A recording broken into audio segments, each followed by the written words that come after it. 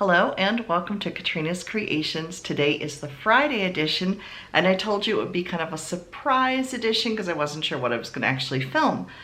I thought I would talk about, you all know I have been making my Hexies for a while. I'm going to talk about my Hexie blanket. Now this is not the one I'm currently working on.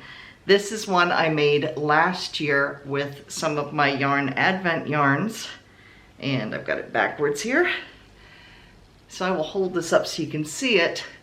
I'll insert a picture of it laying on the floor.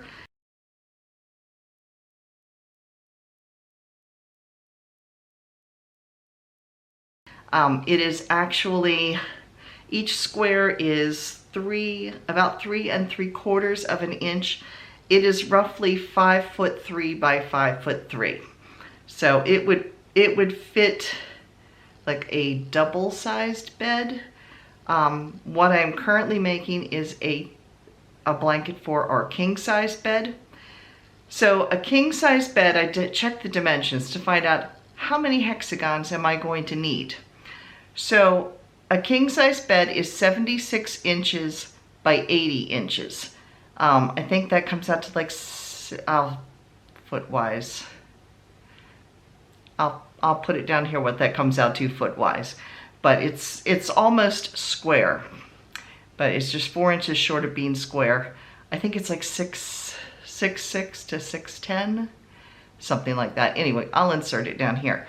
But anyway, in order to do that based on the squares that I am making, which are 4 inches across, so they are bigger squares than these, it is going to take me 19 squares across by 20 squares long to make it the right size.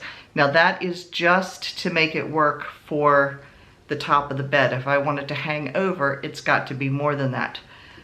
So I've been making Hexies for quite a while now, and I've got all of my yarn advent calendar to go through for this year as well. So far, I counted them this morning. A total I'm going to need, a minimum total, is 380 hexagons. I currently have 175. So yeah, I'm getting there. So I'm almost halfway there. So let me show you with this one what the difference is, why the squares are bigger on, or the hexagons are bigger on the one I'm making than the one that I already made. So let me turn this around, and then I'm going to show you how I'm going to hook this together because I'm doing it different than I did with this one. So when I made this smaller blanket here, you can see that I have a total of 4 rows. They go from 2 to 4 to 6 to 8.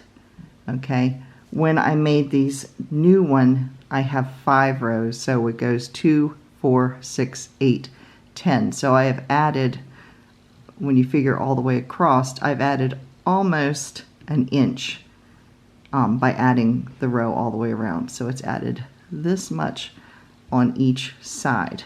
Now, if you're not familiar with how to make a hexagon, I do have a tutorial for this. You can click the link right here and that will take you over to it. If you want to learn how to make one, they're very, very simple. It's all double crochet and chain stitches in order to do this. I made this with fingering weight yarn and a very small, I've got the crochet hook around. I used, what is this? This is an F or 5 or 3.75 millimeter hook, depending on which, there you go, depending on which one you go by. I tend to use the millimeters, so I never can keep track of these, but I keep track with the millimeters. And yes, my hands are extremely dry right now. But anyway, so I'm going to show you how I'm going to hook this together as opposed to how I hooked this one together. This old one, I literally sewed them together with a darning needle. And I would just attach like one side or 2 sides at a time. That was a pain in the neck, to be honest. And I don't want to do it that way this time. I want to try something a little different that might be a little bit easier. So the yarn I'm going to use to hook this together with is Knit Picks palette yarn. And this is their dyeable yarn, but I'm not going to be dyeing it. I'm going to keep it white. This is also fingering weight. It is 100% Peruvian wool. And I'm going to hook them together. I drew a picture. Here are my hexagons. I'm literally going to chain stitch these around, because what I am finding with that other blanket is sometimes those stitches that I tied together are coming untied, and I've had to mend the blanket a couple times. So if I was to sew this in one continuous piece all the way across, 19 hexagons or 20 hexagons to go the whole length or width, I would have a huge strand of yarn following behind me on the needle all the way across, just waiting to get tangled up. And I don't want to do that. I want something that will be a little bit more substantial and that I won't have a big tail of yarn trailing behind. So, but I am intending, like I said, to kind of do it as a honeycomb like this and work my way across, and then the next row I'll do the next same thing. In theory, that's what my plan is. So this is kind of what it would look like. So these are just loosely together right now, so it's kind of hard to see what it's going to look like.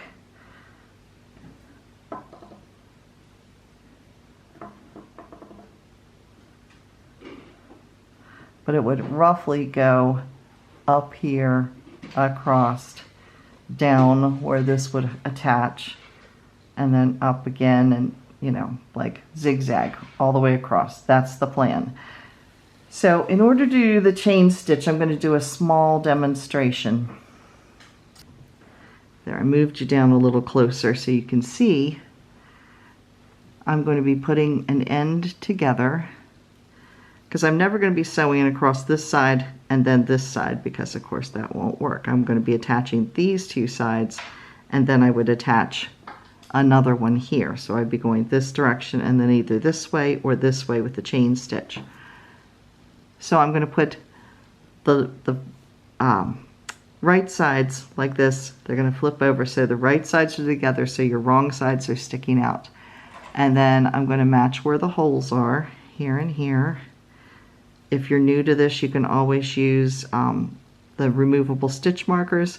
And in fact, I will probably do this if I'm crocheting across 19. I don't want to keep adding them and hoping I'm going in the right direction. So I actually might use the little safety pin looking stitch markers that are removable and put those in the holes and kind of piece together, so I don't have to keep stopping and starting to go all the way across.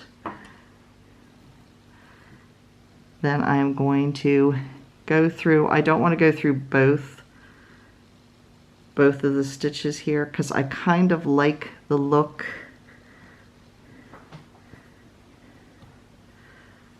I like the look of this, where you can see that front stitch. It kind of makes a nice little ridge. I just think it looks nice and crisp. And yes, I could have done this on the wrong side and I'd have like white honeycomb on the outside, but I don't like the look of that. I like how it looks kind of put together this way, but I like, you can see it real clearly here, this edge. So as a result, I will just be going through the back loops.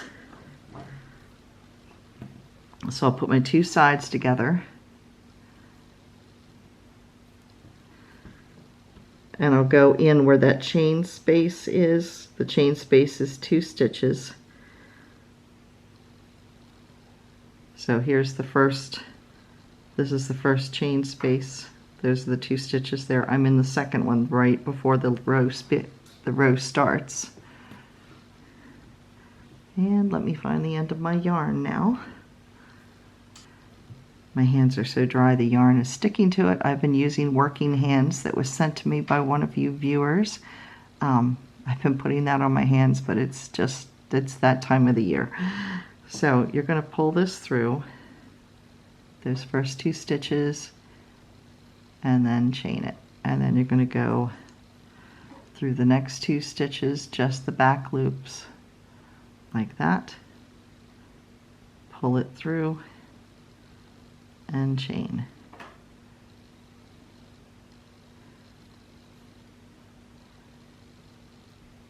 And you'll go all the way across, and then you'll begin adding whatever side you are going from there. But let me do a couple of these so you can see what it looks like when I finish. So I've gotten part of the way across and I've already decided I'm going to change something.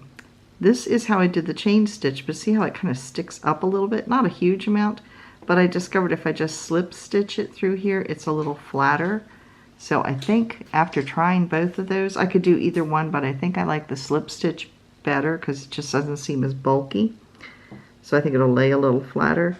So in order to do that, I'll show you both methods so you can do either way you want. This one, when you pull through, instead of grabbing the yarn like this and then pulling, you would just leave those 2 stitches and pull that one through like this. So it is a slip stitch instead of a single crochet going through or a chain stitch. So again, I'm just pulling it through both of those and then pulling it through that one. And I'm coming to my last stitch of this row. It's going to be the first of the 2 chain stitches here.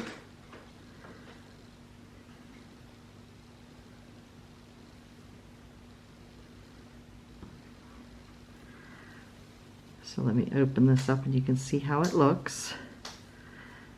And as you can see, this looks a little bulkier here, right here, than it does here. So I think I like this look better, but you can do either one.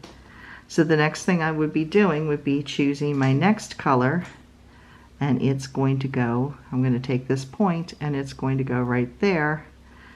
Now I'm not going to chain up both of them here. I'm just going to choose one side because I'll be going down this side, and then I'll be adding my next hexagon on and going across this side and so on. So I hope you have found this helpful. If you have, please give it a thumbs up. It is greatly appreciated. So I hope you've had fun with this video, and stay tuned through Christmas because I'll be working on it and eventually putting it together. So thank you so much for watching. Make sure you tune in tomorrow because I've been making monsters. You'll see what I'm talking about on Saturday's podcast. I'll see you then. Bye, everybody.